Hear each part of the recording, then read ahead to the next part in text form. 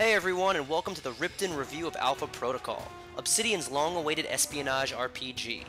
Now I've been around the web and I've seen this game get rated everything from a 9 to a 2, so let me tell you right off the bat that Alpha Protocol does not suck, and I'm going to tell you why it's worthwhile for any action RPG fan. In Alpha Protocol, you play Secret Agent Michael Thornton, who Obsidian has hailed as a cross between the super suave James Bond, super smart Jason Bourne, and super badass Jack Bauer. But when asking who is Michael Thornton, you really need to ask yourself who are you, because the level of customization in Alpha Protocol is deep. Not only can you customize the way Michael looks at any point, but you also customize his weapons, armor, and of course the skills that determine just how good you'll be with them. Remember, this is an Obsidian RPG. You cannot be a Mike of all trades. If you want to be good at something, you need to specialize in it. You simply will not succeed at sneaking around and shooting people in the back of the head if you don't level your skills properly. I shouldn't have to remind anyone of what would happen in Fallout if you tried to use a flamer without leveling big guns. Now, while the gameplay in Alpha Protocol may look and feel like Mass Effect, it simply lacks the level of polish that action RPG gamers have come to expect, and to be honest, left me feeling let down. The cover system can feel sticky at times, and the actual third-person combat can feel a bit clunky. Not to mention, the enemy AI is simply lacking in intelligence. However, if you don't let this get to you, Alpha Protocol's gameplay is quite fun and engaging if you stick to a certain style of play and use your skills accordingly. I myself played the entire game as a super stealthy spy who used nothing but pistols and martial arts quite successfully throughout the entire game. That being said, when it comes to martial arts, Michael Thornton might as well be Chuck Norris, because your hand-to-hand fighting skills are extremely overpowered even early in the game. Players may lean toward a CQC approach just because it makes the game that much easier, but also because it's just plain fun. I mean, when was the last time we were able to do this in an RPG?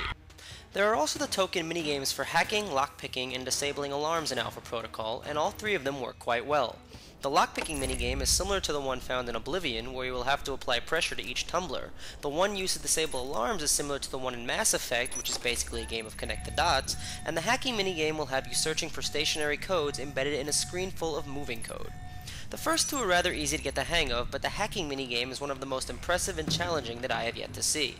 These games will play a big part in Alpha Protocol, so get used to them. If you can't stand them, then you may want to spend some skill points on sabotage, which makes these games significantly easier as the game progresses. When you take it all in, the unpolished gameplay is really the only disappointment in Alpha Protocol, and for me, it's the only thing preventing it from being a truly great game. However, the place where Alpha Protocol really shines is in its dialogue system, which Obsidian refers to as the DSS, or Dynamic Stance System. It resembles the system used in Mass Effect, except with one big difference: all of your responses are timed. You will only get a few seconds to decide what to do or say next, and unless you constantly reload your game, you will never be able to go back and change your mind. This system will keep you on your toes the entire time, and depending on how you choose to act, the story will play out differently.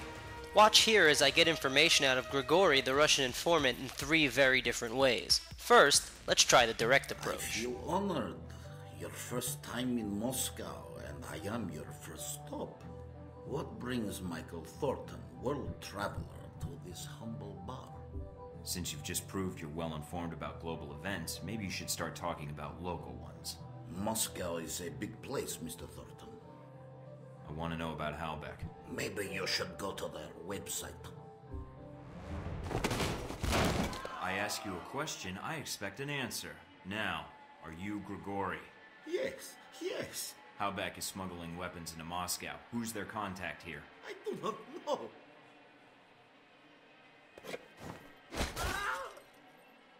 Look at that. You spilled your vodka. I told you, I do not know. Then tell me something useful. Keep playing stupid. You're done. You want Surkov, Sergei Surkov. Halbeck, it is a business like his. He may know how to help you. What brings now let's try bribery. World traveler to this humble bar? I wanted to ask you some questions about Halbeck and the weapons they've been smuggling through Moscow. You are here conducting an investigation. Very interesting. In a sense, yes. Halbeck's involved in serious arms trafficking violations, and I want to stop them. Interfering in such things is dangerous in Moscow. But you must know this. That's why I need all the friends and information I can get. Friendship is good, yes. Getting killed, not so good. I guess it depends on whether you're a gambling man. To gamble, Mr. Thornton, one must have money. Very well. I'll have the money sent to you. Now can you help me or not? It would be my pleasure. Now, what is it you want to know? Finally, let's make small talk and earn What Grigori's traveled trust. To this humble bar. Do we have to jump right to business? I could really use a drink first. Then you are lucky you've come to a bar. I am short on cash, so you will have to make your own way. That go for events going on in Moscow too? And here I thought we were not going to jump right to business. A cough like that, this bar may not be the best place to hang out. Secondhand smoking all. I quit 3 times this month. Second-hand smoke is my way of getting by. Well, I didn't mean to interrupt your coughing, or your drinking, but I wanted to know who Halbeck's friends are here in Moscow. What specifically do you wish to know? If they have friends at all? Now that is a question in itself. Stopping the missile shipment is my top priority. What was their destination? That is a difficult question, but I know someone who would know the answer. There is a man, Sergei Surkov. He runs several businesses in Moscow.